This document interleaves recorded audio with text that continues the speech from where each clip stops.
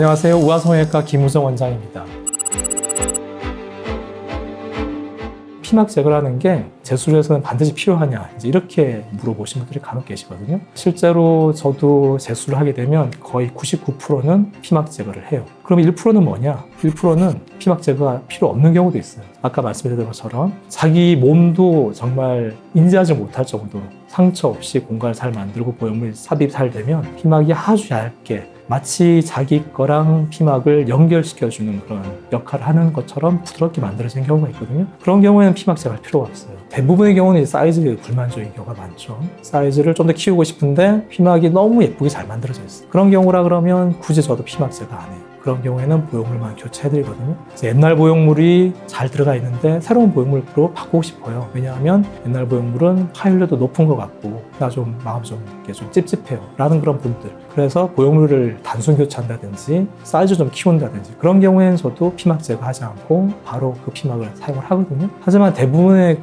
저한테 오시는 재수술 케이스들은 그런 경우는 많지 않아요. 오히려 더 좀 난이도 높은 그런 수술들이 많이 오거든요. 제가 재수술을 할 때 환자분하고 상담을 하면 항상 환자분의 어떤 문제점들을 먼저 짚어드려요. 환자분이 가지고 있는 가슴에는 이런 문제점들이 있는데 그 부분을 이렇게 제가 해결하겠습니다 라고 말씀을 드리는데 그 이렇게 해결하겠습니다의 대부분의 방법에는 피막 제거가 포함되어 있는 거예요. 피막 제거를 하면서 해결할 수 있는 부분들이 너무 많아요. 여러 가지가 있거든요. 그래서 99%는 피막 제거를 하는 거예요. 근데 그 피막 제거를 하는 그런 부분들이 밑선으로만 가능하다라고 얘기하시는 분들은 밑선으로밖에 안 해보셔서 그런 거지 겨드랑이 절개로도 하다 보면 할 수 있어요. 그리고 실제로 저 말고도 한 몇 분 정도는 하고 계신 걸로 저도 알고 있어요. 그리고 그분들도 잘 하고 계신 걸로 알고 있는데 제 자랑 같지만 아마 케이스는 제가 더 많을 거예요. 왜냐하면 저는 겨드랑이 절개만 전문으로 했기 때문에 저는 밑선 절개로도 재수술을 해본 적이 없어요. 겨드랑이 절개로만 가지고 재수술을 하고 있기 때문에 그 케이스를 다 합치면 아마 그분들보다는 훨씬 더 많은 그런 경험을 가지고 있을 거거든요. 환자분들이 겨드랑이 절개를 한번 했는데 또다시 재수술을 하고 해가지고 밑선 절개를 또 흉터를 또 만들고 싶어 하지 않는 분들이 많단 말이죠. 근데 자기가 했던 병원에 가가지고 나 겨드랑이로 다시 재수를 하고 싶은데 해달라. 근데 그 원장님은 나는 겨드랑이 절개로는 피막 제거 못한다. 이절 해야 된다. 라고 해서 이제 의견이 이제 안 맞아서 아르바르 이제 찾아오시는 분들이 많거든요.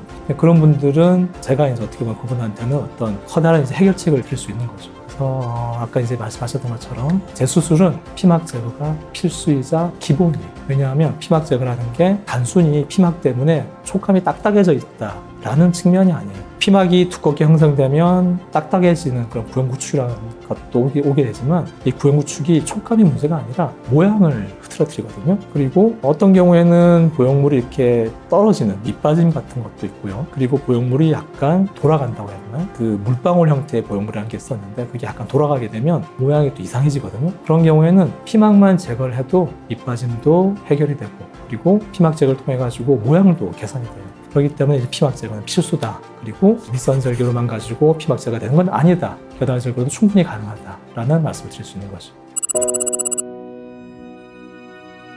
가슴 재수술을 하러 마음을 먹으시고 가슴 재수술 때문에 고민하셨던 분들을 보면 되게 마음이 아파요. 특히 예전에 하셨던 분들은 보형물의 어떤 퀄리티도 지금보다는 약간 좀 떨어졌던 부분도 있고 그리고 술기에 대한 부분들도 내시경이 도입된 지 얼마 안 되던 시점이었을 때 하셨던 분들 보면 힘든 그런 상황이 만들어진 분들도 있거든요. 되게 안타까운 게 정말 모양이 이상하고 촉감도 이상하고 정말 안타까운 그런 부분을 가슴을 가지고 10년을 고민하다가 오셨던 분이 계시거든요. 실제로 지금도 아마 있으실 수 있어요. 내가 처음 수술을 해서 10년을 내가 이렇게 가슴 때문에 고생을 했는데 재수를 해가지고 또 고생을 하면 어떻게 되나, 또 한 번 실패를 하면 어떻게 되나 라는 데에 대한 두려움이 계신 분들이거든요. 정말 무던하시다. 이런 결과를 가지고 어떻게 10년을 견디셨느냐라는 말씀 드리거든요. 고민하지 마시고 그리고 더 이상은 걱정 안 하셔도 괜찮아요. 경험 많은 원장님을 찾아가시면 충분히 해결이 될 수 있는 부분들이 있어요. 왜냐하면 예전에는 보형물에 의한 문제도 많이 있었기 때문에 어떤 특정한 보형물 같은 경우에는 잘 지내다가 갑자기 한 5, 6년, 7, 8년 만에 갑자기 부축이 생기는 그런 보형물도 있어요. 그런 보형물은 지금은 더 이상 쓰지 않거든요. 그런 것들이 이제 다 누적이 돼가지고 그런 부분들이 다 이제 퇴출 당한 거죠. 지금 현재 쓰고 있는 한국에서 식약청에서 허가를 내줬던 몇 가지 보형물들, 지금 많이 쓰고 있는 보형물들, 이 보형물들은 부작용이 따로 없어요.